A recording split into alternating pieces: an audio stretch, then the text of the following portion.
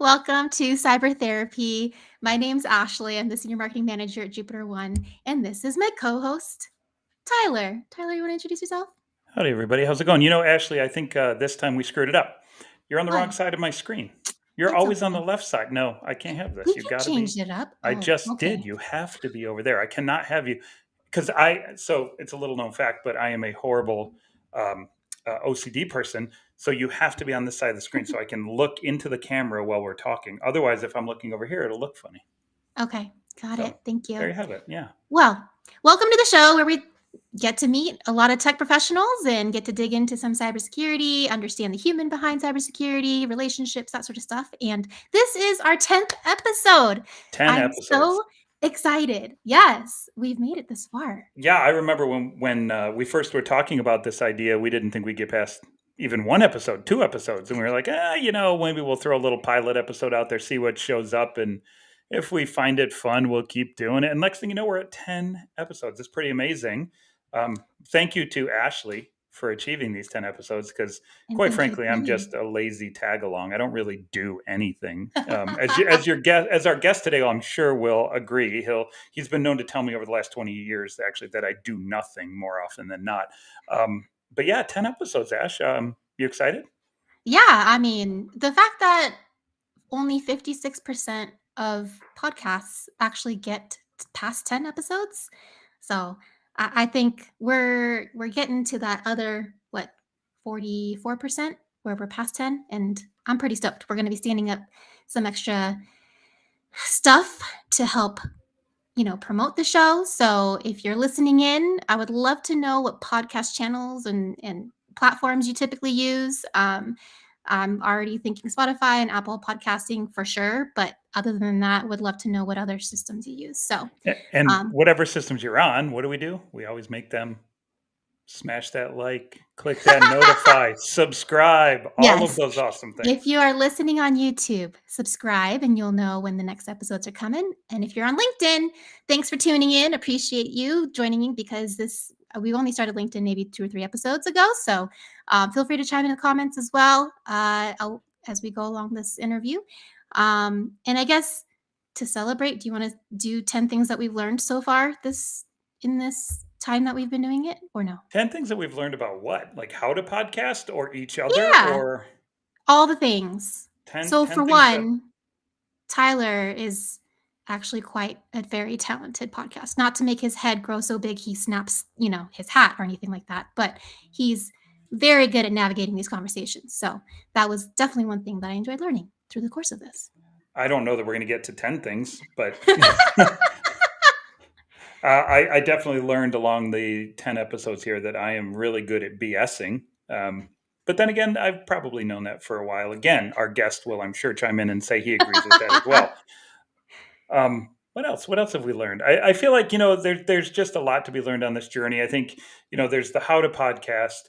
There's most certainly the knowledge that each of our guests brings to us. And I think I've learned a ton of things. I could probably enumerate 5 or 6 things just on the cool guests that we've had on. Um, and then certainly, I've learned that Ashley has quite the bag of tricks on doing a lot of things. I've learned over the last couple of years that I worked with her, but most certainly, most recently, the ability to put on a really awesome show because it does take more than what you guys see, here, right? It's not just well for me. It is. I just hop on and do this for an hour, but You're the talent. You get to show up. Ashley actually puts pretty significant preparation. She does prep calls. She helps our guests understand what the process is.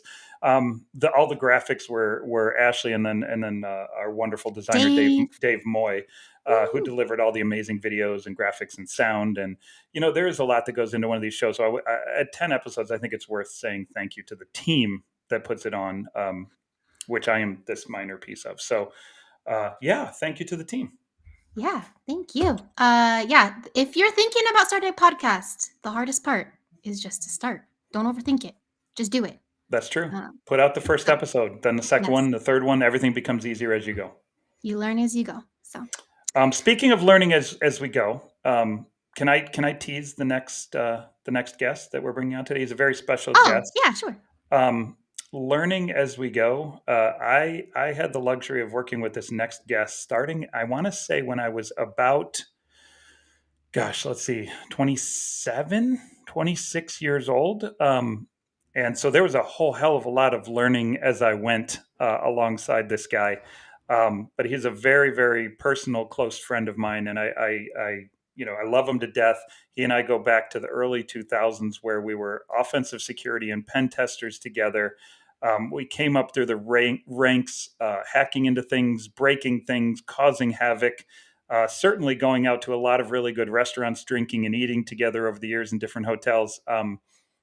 I would love to be the person that has the honor of bringing our 10th and so far best guest by far onto the show. Could we please bring Jason Chan onto the show? Woo! There he is. Jason's Hey, been. There he thank you for that is. intro, and congratulations on number 10. Thank you, man. I don't say this lightly, and I know I do hype up a lot of our guests just because it's part of being a podcast host. But I don't say it lightly when I say that you are one of my closest friends for 20 plus years, buddy, and I appreciate everything you bring to the table. And I'm really glad you get to be our 10th guest. Thank you for signing up for it, man. Yes, thanks for having me. Hey, Ashley, thank you for having me. Hello. Yeah. So, for the guests who may not know you as well as Tyler knows you, would you like to give a little bit of background on yourself, on your life? How did you get into security? How did you officially meet Tyler? Any Oof. fun Sure. stories, etc. So, would love to hear a little Ooh, more. yeah. Is this what's the rating on this? Is this R rated or? This can be as Crazy. moderately PG-13 to just Yeah, light of R. How about that?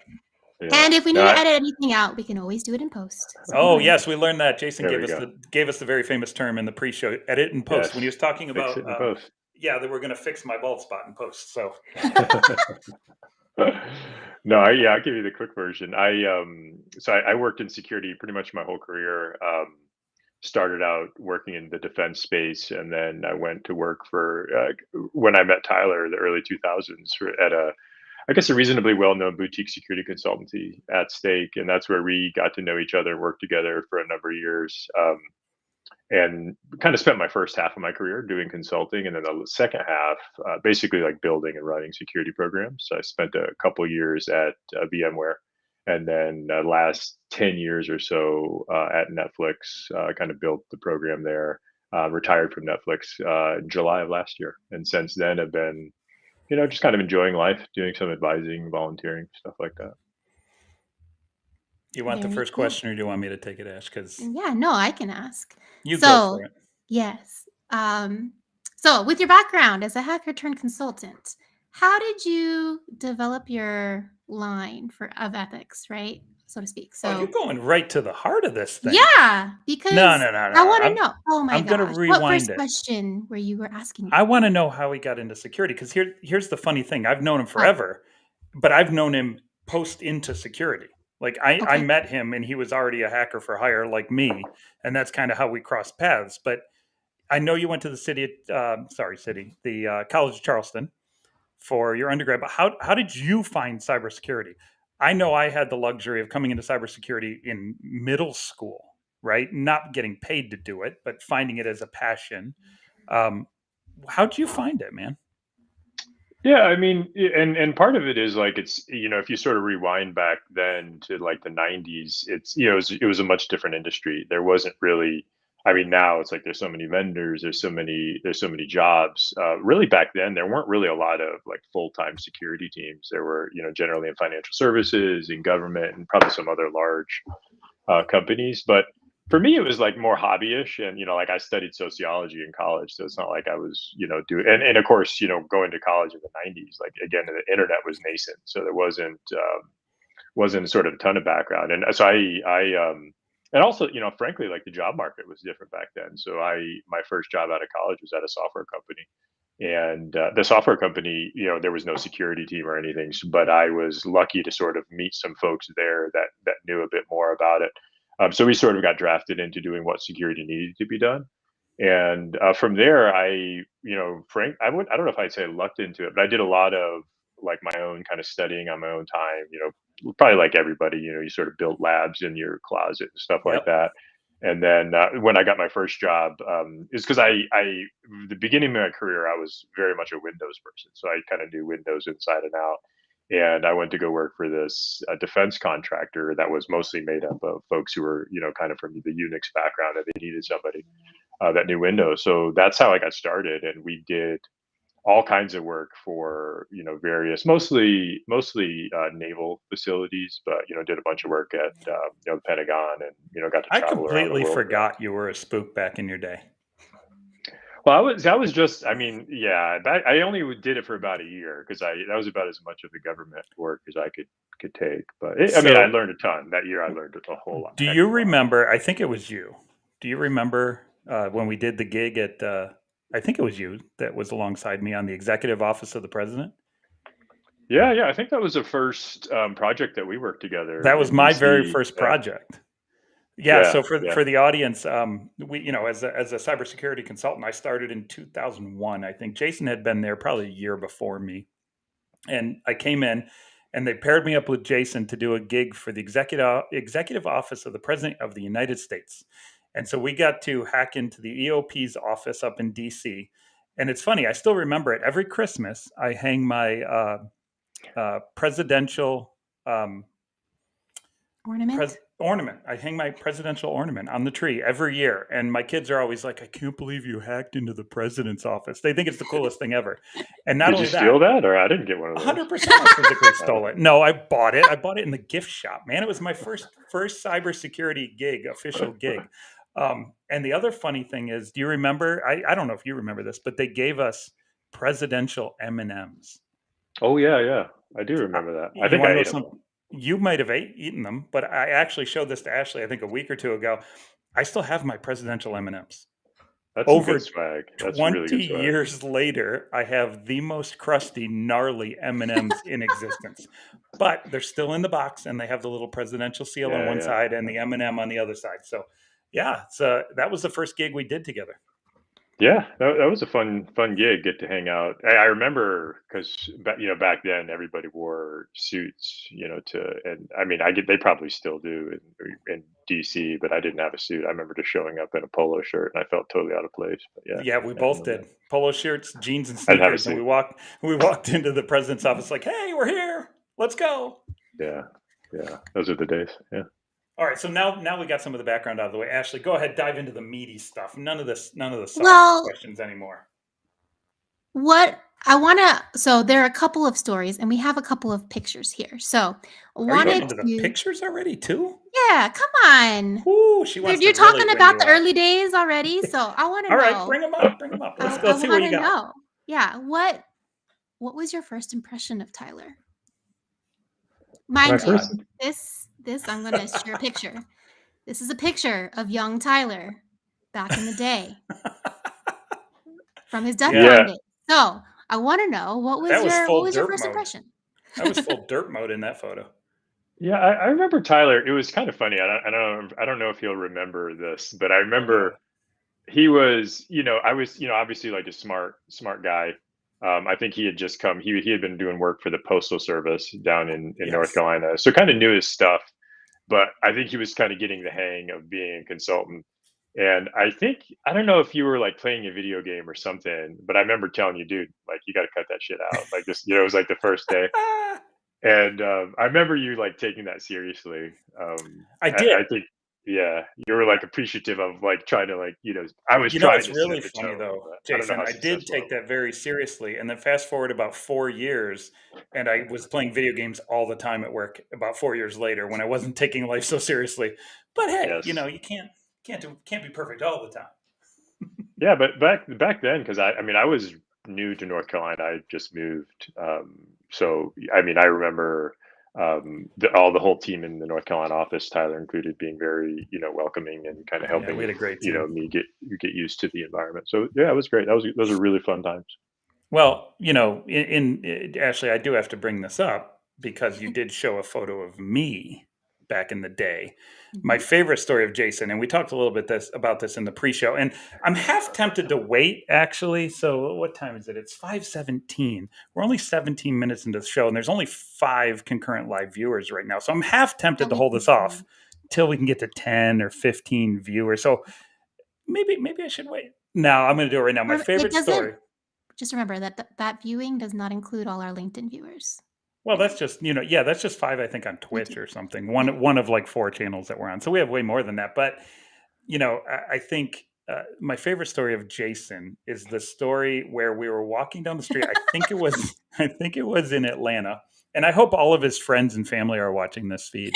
Um, and back in the day, Jason had one hell of a mane, like full on hair down to his butt, like hard. There it is. Look at that. Look at that guitar player. That hair went halfway down his back. That doesn't even do it justice. And the story, and this is a true story. We were walking down the street, and this guy runs out of a hair salon and is like, "Oh my God, you have the most beautiful hair on the planet. You have to come in. I'll give you a free haircut if you'll be a hair model." Yes, a hair model. And so Jason was like, okay. Went inside. Went inside, got his free haircut and color. And I don't think you got a color, but you got a cut and a trim and a shampoo and the whole 9 yards. And I don't know, blow it out or whatever he did to you, and took a bunch of pictures. And yeah, ever since then, I've referred to him as Chanlander, as a reference from Zoolander, as the male hair model. So Jason Chanlander. So if anybody that's watching the show ever sees Jason in the wild at an event, go ahead and call him Chanlander. He really appreciates that. Thanks for that, Tyler. I appreciate you bringing up that. That's what I appreciate about you, buddy. All right. Now, can we get into the meat of what I would love to talk about, which is starting with the Oh, no, ethics. not yet. Hold on a second. I just had to bring that up one more time. I feel better about myself. It's Okay. funny. I'm wearing yellow again. I don't know. Maybe that's my color. Chanlander has a thing for yellow. It's a good color. It looks good. You don't have the beard. I don't think you could grow a beard back then. I really don't think you could. No, I don't think I'd started shaving yet. So. Okay, man. Ashley, let's get into the meat of the questions. Let's get into what the people really care about. Sure.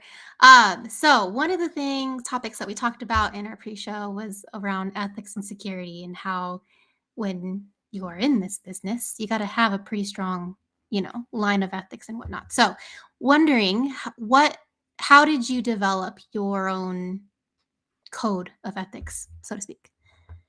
Was there anything especially like at stake, or, any other positions that you've held, hard calls where that really challenged and helped you form that code of ethics? He paid attention to what Tyler did and did the opposite.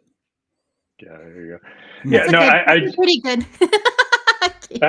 I mean, I do think it's true. I mean, it sounds a little bit corny, but I just think, given what we have access to as security professionals and sort of the trust that the organizations that employ us put into us, I mean, it's something that we have to take seriously with hiring and decision making.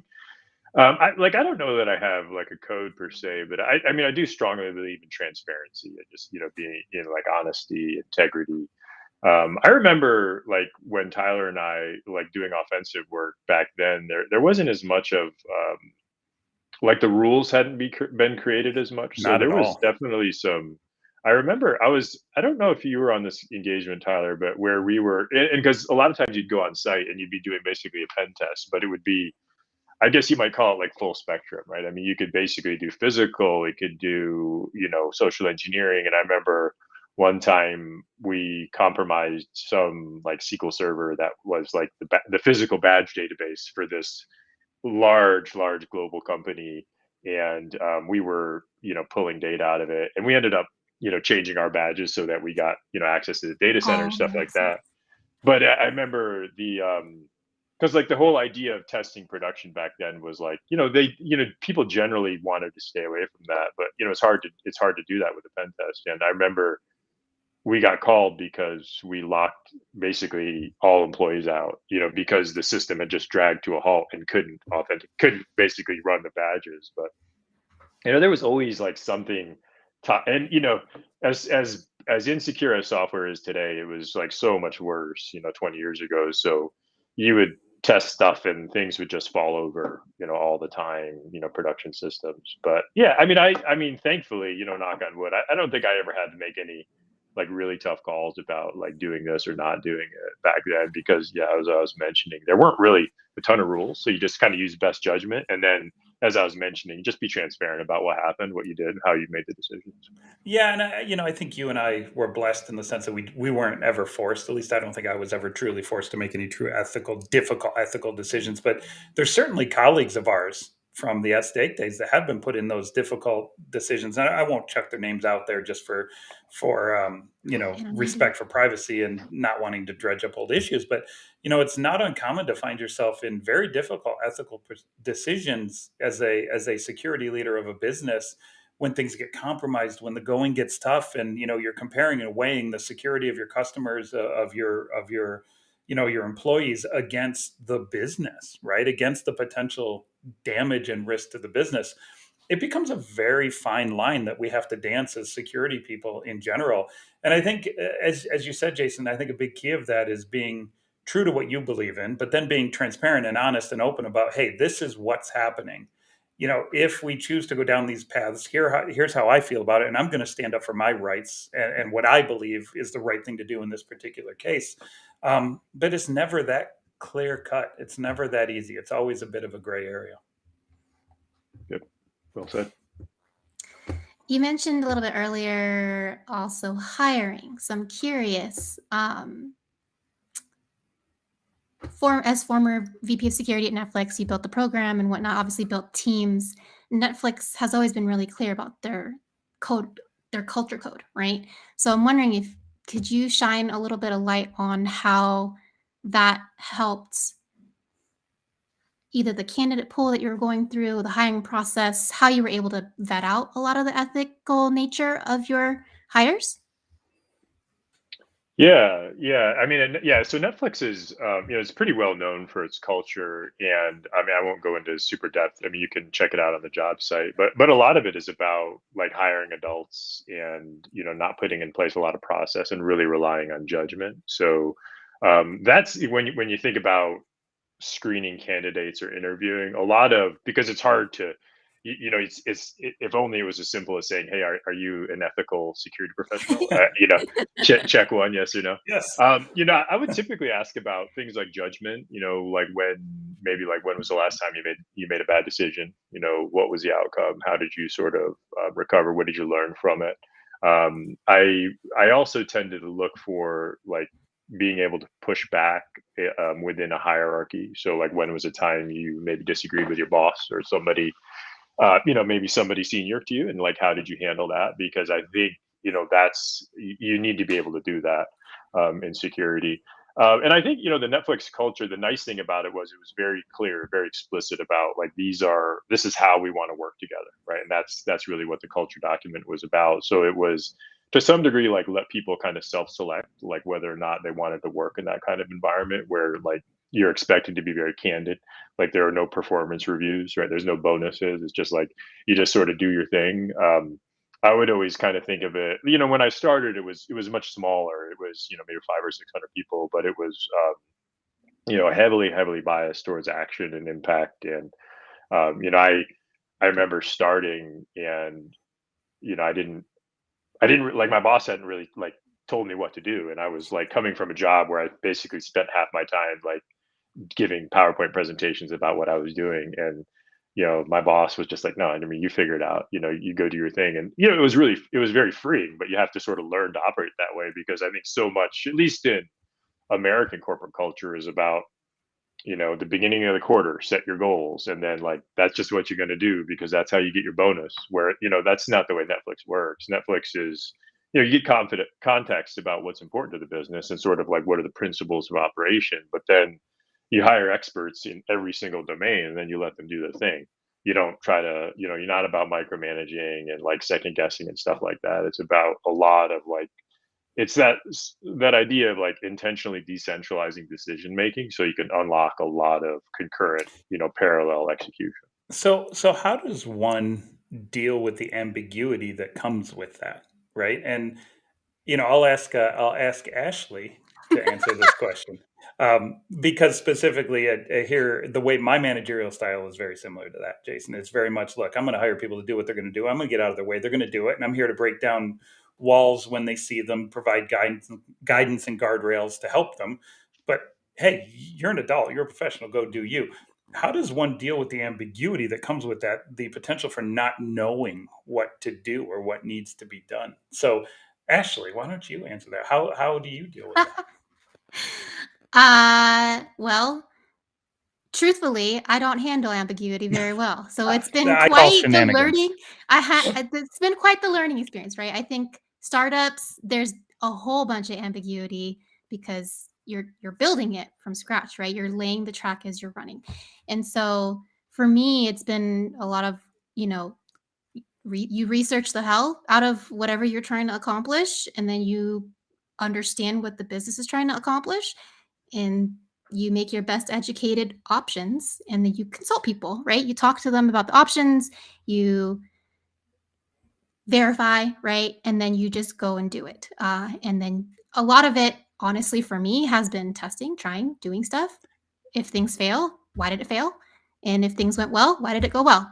Is, So a is that feedback cycle. similar? Is that similar to your experience as a leader at Netflix, Jason, on kind of how maybe someone who wouldn't necessarily be used to that culture day one kind of had to adjust? Yeah, I mean, I think, what goes along with it is like you got to be supportive of your teammates. Like that's what, you're by all means, like feel free to run as fast as you can. If you need help, that's what we're here for. But, I think a lot of it is, people they'll talk a lot about innovation and people want innovation, but then they don't like when, when things fail. And like you Mhm. got to have, like, you have to be accepting of failure if you want innovation. So I think honestly, part of like the ambiguity is like very, very, infrequently is there some situation where there's only one right answer, right? So almost always, like, yeah, you could probably choose one of five different ways and you're going to be fine. So part of it is like getting people comfortable with that, and like how critical, like how reversible is a decision. If it's Mm. just sort of like it's hard to come back from, like, yeah, yeah, let's spend some extra time, let's get some more feedback and input.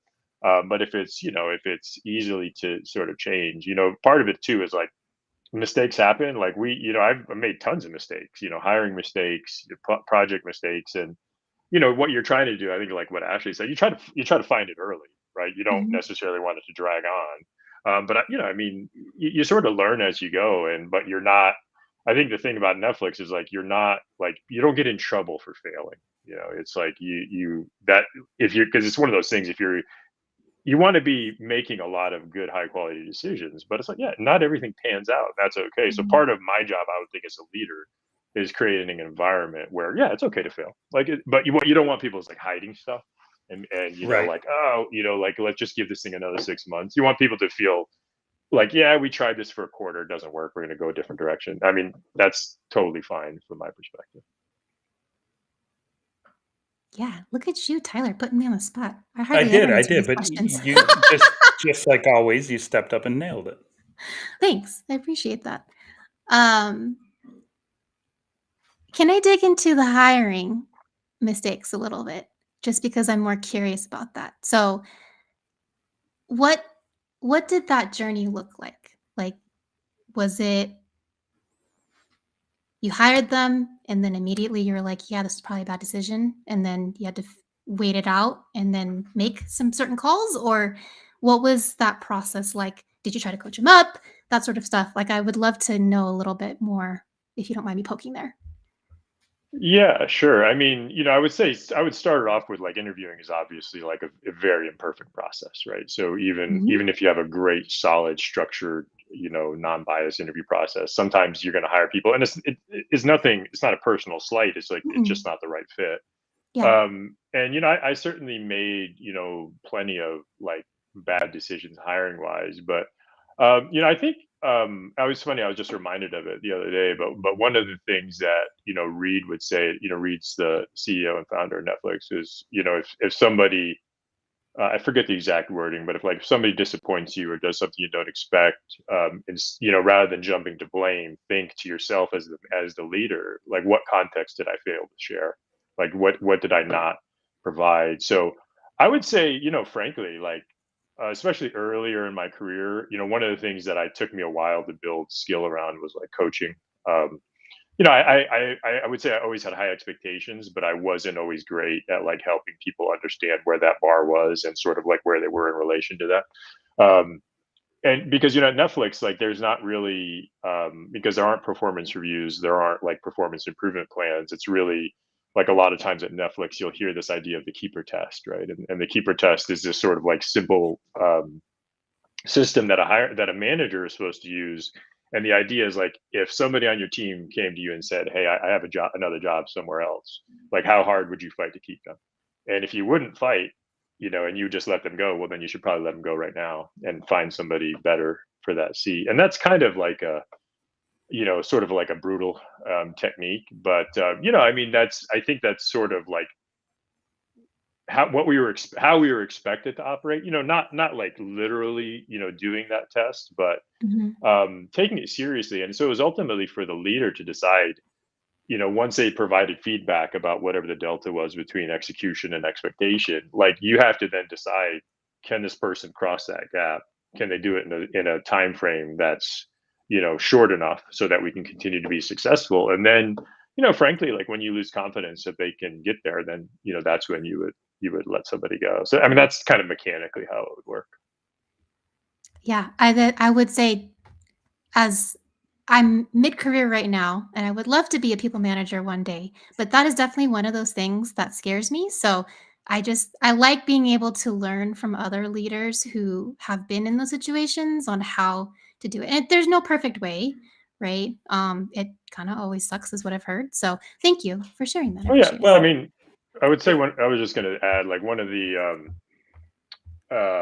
maybe like a way to sort of like self-evaluate your own sort of like operation as a leader. People would, because it's hard to say, hey, am I doing a good job as a boss? And one of the things I would say is like, hey, at the end of the day, especially as you get up in the executive leadership, you kind of ask yourself, hey, how many tough conversations did I have today? And if that number is like zero or low, it's like you probably are not doing your job, because like that's your job, is to have hard conversations with your peers, with execs, with your higher ups, with people on your team, because you're trying to find like what's not working and sort of get it Mhm. get it on track. And frankly, like that is not like a natural strong suit. I don't know if I would say I'm conflict avoidant, but I'm not really like, I'm not particularly argumentative. So I had a different style for approaching those kinds of things. But that was something I had to really learn how to do, and really like lean into having those hard conversations. yeah, I have heard, Ashley, that your boss is kind of a jerk. So maybe Jason can help Totally. you figure out how to manage that guy up, manage upward a little bit here. I Just would change super jobs. That's appreciate. the best thing. Oh man. Okay, another question that I have for you. So earlier you were talking about hiring specialists, right? Experts for each of their areas, getting out of their way and doing their thing. So when you well, this might be me projecting, but when you do that, sometimes like it can be portrayed as like the person coming to that role can sometimes feel like they have to do everything right in that role and do it well. So, do you find that in security, burnout is pretty common because of your hiring specialists, right? And do you see that more common in security versus other professions, or what are your thoughts there? Yeah, no, I think like burnout, I mean, I would probably see those as slightly separate problems, because I think the burnout in security is primarily because, we're in a field where you're like constantly, at least if you're on the defensive side, you're constantly like trying to prevent something bad from happening. So you have like relatively fewer chances to celebrate, because if you think about, at least in the engineering and the tech space, if you're say a UI engineer or whatever, you have some big product release, and it moves your company's metrics, like we acquired more users, like that's a really tangible thing that you can tie your work to. Whereas in security and defense, it's just like, well, I don't think anything happened today, I'm not sure, but we don't know, we haven't seen everything. So it's that kind of like constant, like like dread, and like there's no like release valve for that. So I mean, that to me, and I think also like it's hard to generalize across an entire profession, but I would say a lot of the folks I've met in security, they're in it, it is, yes, it's a job, it's a paycheck, but it's like they're passionate about it, and they care a lot about it, and they put a lot of their their personal identity into their job. And then, when something bad happens at work, then that kind of spills into like your own, your self concept and and how you think about yourself. So I think it can be pretty damaging. So I think we need to do better. And, it's one of these things where it's like, do as I say, not as I do. Cause that was something I had to learn, was to So, like be more vocal about celebrating. I was not great about that, well, I was about like just going to giving people ask you. praise. I was just going to ask you, Jason. How did you manage burnout as a defender? So, I'm trying to think back in my career. I don't think I've actually ever. Actually, I know I was a defender for 1 year at the Postal Service, and this was in 2001. And defending the Postal Service Yeah. is like trying to stop water coming through a strainer, right? Like it's never going to happen, right? So it really wasn't stressful. We just kind of sat there and went like, "Oh well, we're toast." But I never was a defender. I was an offensive person. Then I was Yeah. an R&D guy, and then I switched to the business world. In the defender world, defending one of the biggest, arguably biggest, most important properties on the internet, how did you deal with the stress of that? Like, what did you personally do to deal with burnout and stress? Yeah. I mean, I think, Or did you? well, I mean, I would say you sort of learn over time. I think part of it, like a lot of the advice I give nowadays, is like it's very long term, right? It's like there's no winning or losing, right? You're just trying to. It's what Simon Sinek would call the infinite game, right? It's like there is no end, right? You're just trying to continue playing. So I think about like my time at Netflix. Yeah, I mean, I was there for a decade, kind of built a team and ran it for a while, but I'm not there anymore. But the company, like, it still goes on. So I think the most you can hope for is that you leave whatever you were working on, slightly better than how you found it. And I think also, like, I personally believe that means the industry, right? So Mm. not just like Netflix and the Netflix security team, but like, who did I work with, and was I able to help? Was there some talk I gave or some tool we open source that was able to allow somebody else to sort of achieve? Because I think it's such a complex field, especially like defending is just it's just endlessly like difficult. So I kind of view it as we need to work together as an industry to sort of make it happen. So that's what I would try to do, is like, you got to think long. Like, you're going to have incidents, you're going to, things are going to happen. But you just kind of like, I always would like use that analogy of like that distant mountain. You're like, you're maybe you never get there, but you're sort of on your way, and you're sort of So like increasingly ascending. there's a million segues I could go into, some personal things and hobbies that you have, which I will go down those paths in a little bit because I really find them intriguing.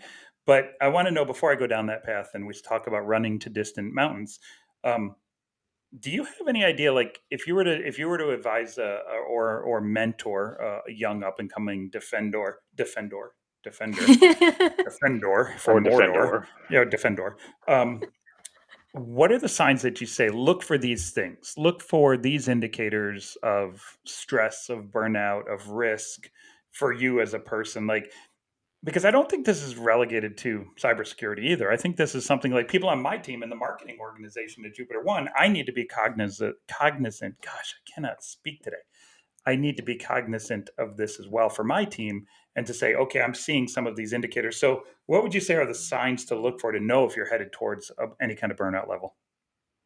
Yeah, I mean, I typically will give folks advice, sort of like, use two lenses, right? One is sort of like in your overall life, because use that. There's only like one bucket of energy, right? And out of that bucket comes your work and your life and your family and whatever hobbies you have. So if work is taking too much out of that, and like you're not getting enough family time, like that's going to catch up with you at some point. You're going to have to pay. And then within your day to day, I tend to like think about, when I see people kind of spiraling or getting to burnout, if it's, and sometimes it can be impacted by personal things, but when it's at work, it tends to, people sort of feel like they're losing autonomy, or like they don't have control over their day to day, and they just feel like maybe there's too many Jira tickets in the queue, or like no one's listening to what I have to say. Like, those, to me, like when I hear those kinds of things in a one-on-one, are what kind of tip me to thinking, okay, this person, like, we got to get some time off, we got to do a Yeah. bit of a reset, because that's when you're really sort of climbing uphill, and like you need to give the person a break. Ash, you got one?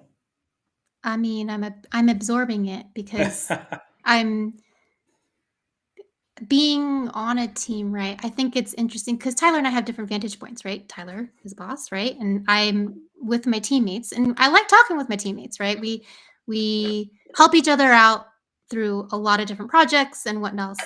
And so this topic is always interesting to me because it's like, how do you maybe some people aren't even aware that they're heading towards burnout. So like how do you help them kind of release the the load so that they can go take care of themselves?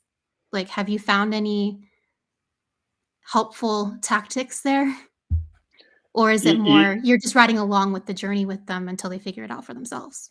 Well, no, I mean, I think, as a manager, I think part of what you need to do, yeah, I don't know. I mean, I don't want to go too far off track, but I think, as a leader, when people would ask like advice, I say, well, you have to be as close to your authentic self as you can, because like you can't put a mask on to go to work and be somebody else, because that's just, Right. so you got to be yourself, you got to be vulnerable, you got to be able to share things about yourself, and so you can build a real relationship with people on your team that's not like transactional, and it's not you asking them to do something, because if you can kind of make a connection, and I mean part of that is like, and this is not like chicanery or tricking people. It's like you got to care about people. Like if you don't care about Mhm. people, you shouldn't be a manager.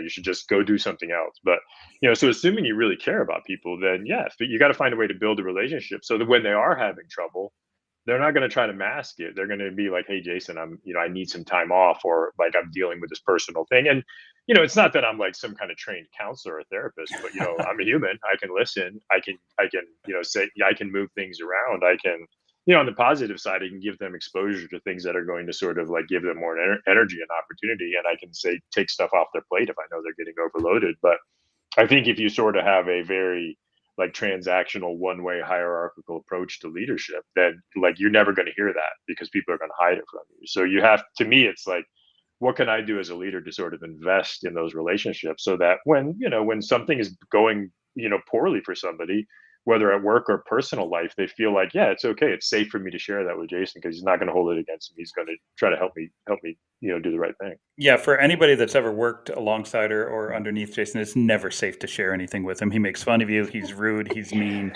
Like I had the worst experience working with him for a long time. But I mean, honestly, I probably did like, I probably come like on, you think I'm serious even for no, a no, split no. I second was with I was that? just gonna say like my sense of humor is like I probably would like inject humor into situations that were inappropriate, but that was sort of my We But style, all I did think, it. in comedy, coping. it's a coping mechanism. Oh, for It sure. is, Sometimes but then laughter is the only way to deal with it at the the moment. problem is I'm not funny though. So when I That's would do it, it facts. just That's actually facts, right? I mean, like seriously, for a split second here, do you think this guy is funny at all? I mean, He's he's so funny serious. looking, but he's very serious musician, right? So, um, musician. Yeah. musician. Well, me too, right? Musician. Um, I want to jump into the next phase because we're going to bump way past time already. I can I know, tell. I'm sorry. That's okay. I'm really enjoying the conversation, so I could honestly talk to Jason and I have for many, many hours. But you're retired now, Jason. You retired fairly young for most folks. How did you know it was time for you to leave Netflix? What was the indicator for you to go, hey, I'm done here. I've done what I want to do. I'm ready for what's next for me. Was it always kind of was it a planned thing? Was it a thing you phased into? How did you figure it out?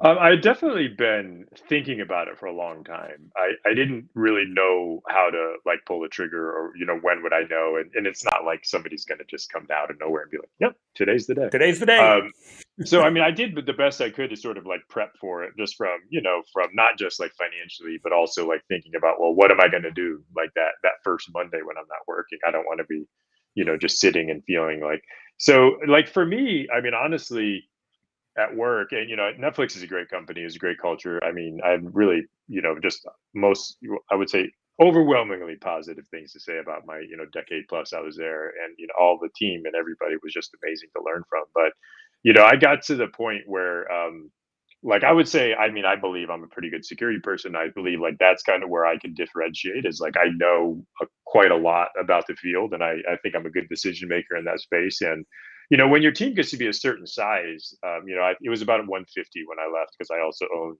a big chunk of Wow. IT.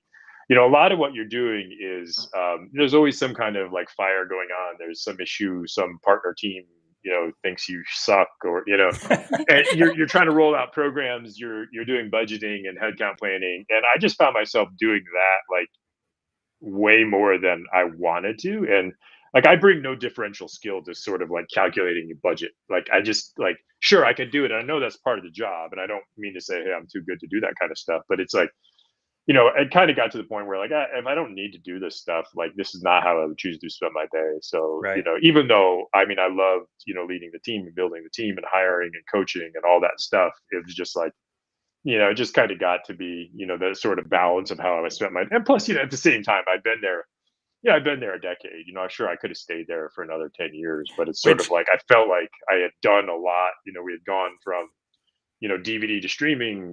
We'd launched in the wow. cloud. We'd gone global. 200. It's like we've launched a studio. So, I mean, it's like, what more? I just felt like God, that the was a reasonable. experience around that, Jason. It's funny when I knew you had been there over a decade. I inherently knew that, but when you start to describe the transitions that the business made in that window, right? DVD to streaming, streaming to becoming essentially, a full blown studio. That's an amazing experience. So, I feel like we could do a whole nother hour on business side of this, but I don't want to rat hole too far off the security topics. But um, I do want to ask, so before I get into kind of what you're doing now, I do want to ask, are there any resources you would recommend to folks who are looking to retire?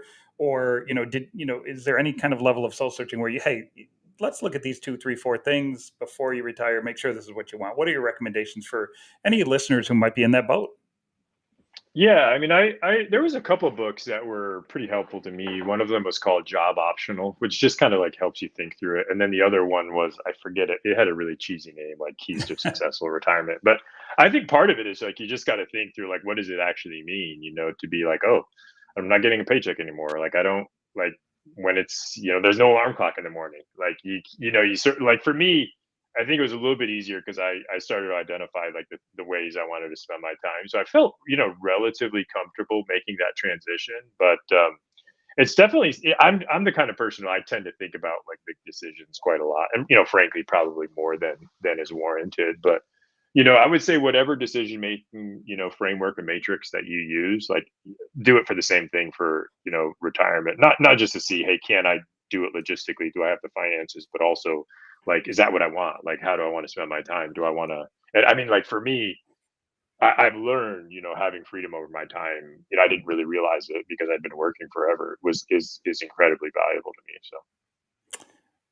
So And I don't know, Ash, if you want to jump on this last question or not, but what are you doing now, Jason? I'm sure you sleep till 2 in the afternoon. You get up, you play with your cats, stroke your beard a little bit. Like, what do you do all day? yeah, no, so I still advise.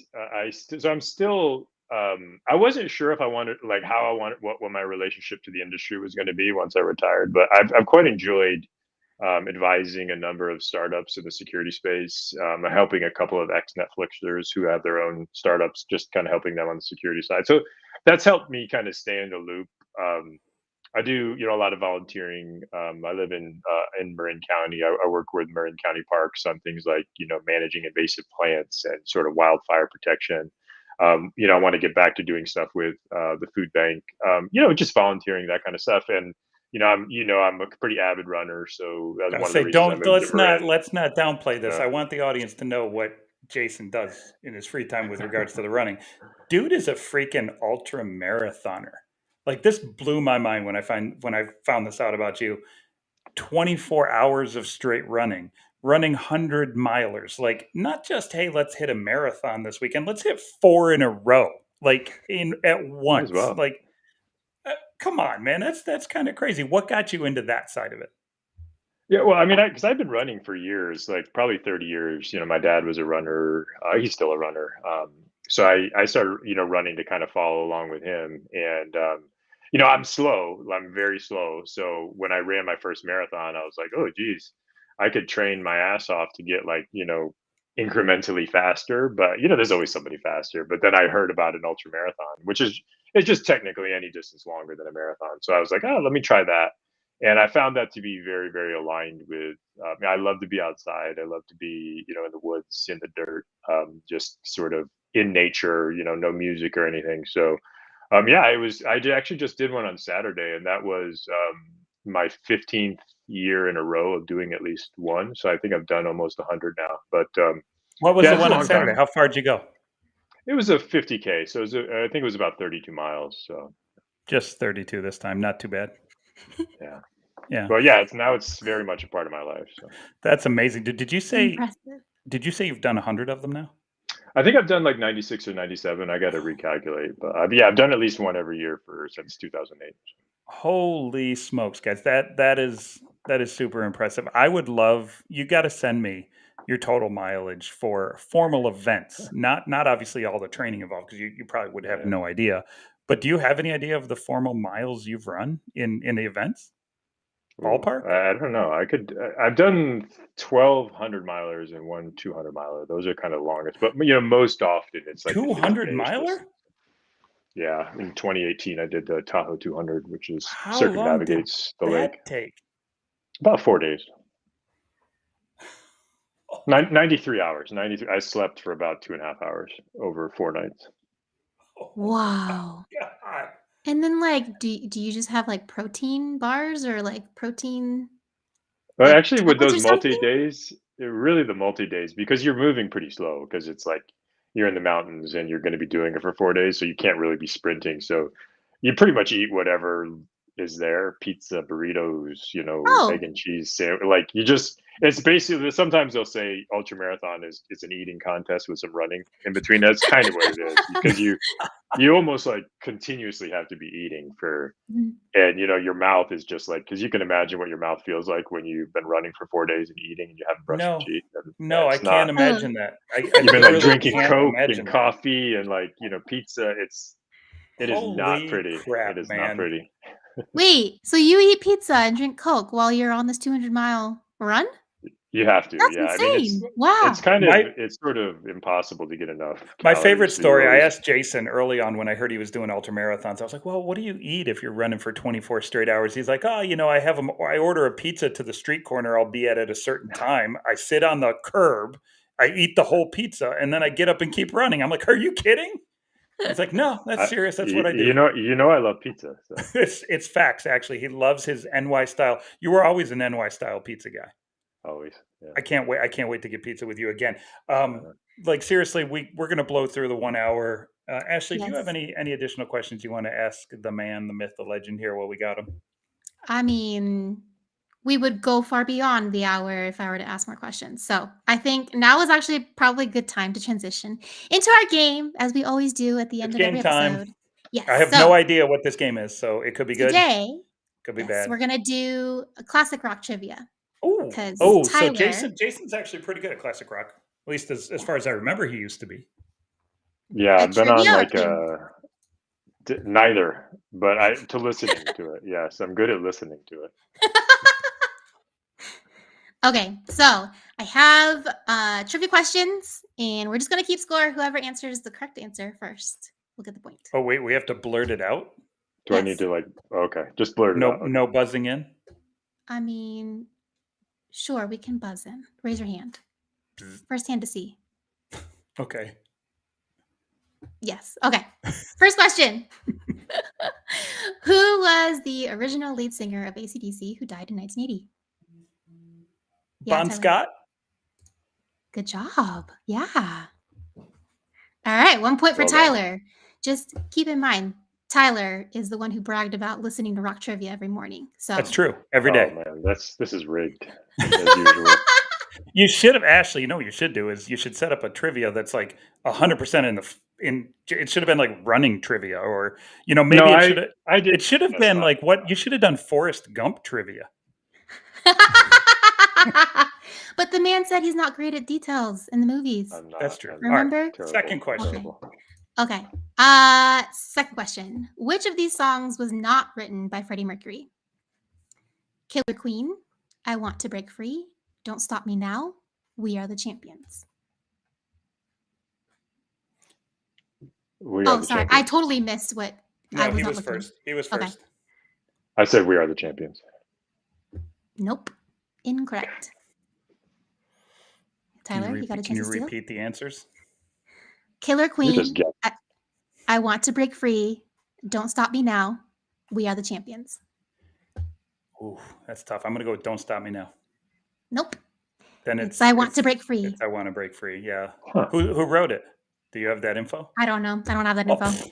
Sorry. golly. I'm just going with a rock trivia quiz that I found online. So You got to give us the easy questions. These are too hard. John Deacon, the bass player, wrote it. Oh. That's quick Google foo. Okay. I'm hoping that you get this question. What legendary rock band had a drummer nicknamed Bonzo? Oh gosh, all day long. Led Zeppelin. John Yes. Bonzo Bonham. Yes. Very good. What is this? Tyler's got 2. Come on, Jason. Come Okay. on, Jason. This next one's worth 5 points. Yes. And we're playing to 7. All right. Steven Tyler is the lead singer for what rock group? We're gonna give that one to Jason. There we go. Yeah, good job. Good job. All right. So that was 5 points. Tyler, you got 2. Okay, all right. So we're tied now. Okay. What famous rock band had a drummer with only one arm? Yeah, Tyler. Yeah, we both raised our hand and she goes, I know. yeah. Sorry. I was looking at you, Tyler. It's Def Leppard, and he only had it after halfway through their existence. He lost his arm in a tour bus accident. Wow. Should that extra information be considered a That's point? good knowledge. We'll give you an extra point. So it's what, 4 to 5 now? It reminds me of that game show where the points don't matter, everything's just made up. That's kind of what this feels like. Sounds about right. Okay. What is the birth name of Bono, lead singer for U2? Oh, I got not nothing tough. on that one. Holy smokes. That's a That's TAT, hard. tough ass trivia. His name was Paul Hewson. He's a Paul? Mm-hmm. He does not look like a Paul. All right. Vince Neil was the lead singer for what 80s rock band? Jason. Motley Crue. Yeah. Yes. Very nice. All right, we're 6 to 4. Right? Sure. In Ashley math. Okay, continue.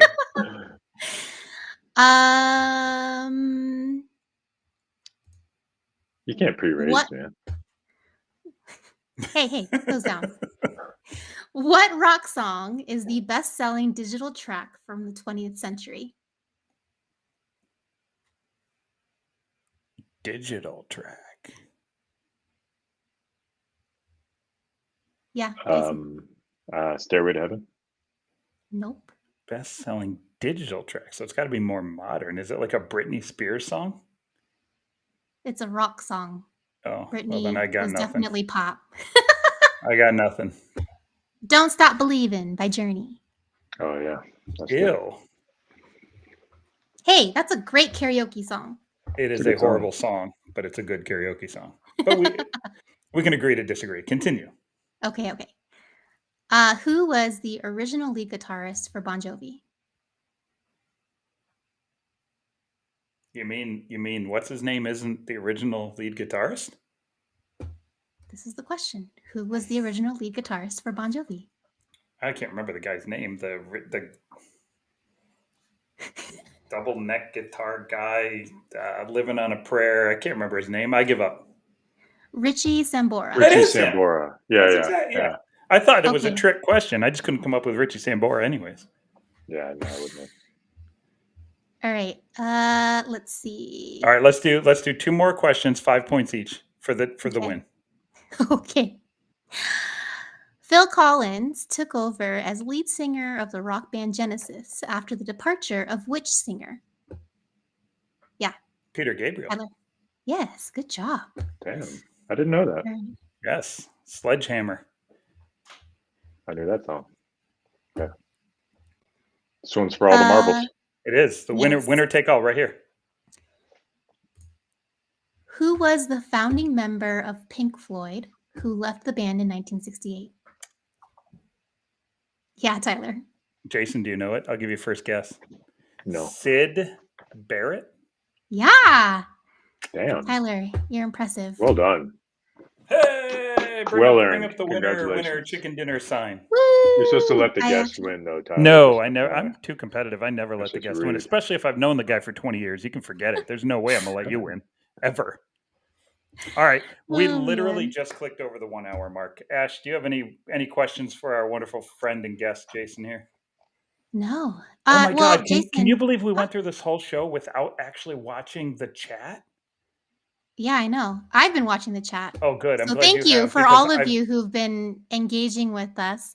Oh my I should gosh. have thought that cat-themed trivia would have been the better case here. Oh, cat themed trivia So. would have been fantastic. Good idea, Stephen. I'm just scrolling the backlogs of chat because I was complete horrible host and ignored them. Luckily, Ashley was at least paying attention here. All right. Well, everyone, thank you so much, Jason, for joining us today. Tyler, you want to do your spiel like you Jason, normally do? I would love to, Jason. It has been a true pleasure having you on the show. I consider you one of my best friends of all time. Thank you for coming on. Ashley, get him the hell off my show. All right, folks. Thank you so much for tuning in today. I really appreciate you engaging in the chat. And we'll be back on the 15th, the third Tuesday of this month, with Rick Holland, who is also another friend of Tyler's. So this month is all about besties. It's bestie guesty month here on Cyber Therapy. Thank you so much for joining the chat. Please, if you have ideas for guests, I don't want to tap my entire friend circle. I would like to have some awesome guests that I don't know, so I can get to know them as well too. So please follow, click notify, come check out our show. We'll do a better job next time of actually monitoring the chat and talking about the comments in real time. But thank you so much for coming on and listening to our show. It's been a wonderful week. Awesome. Thank you so much.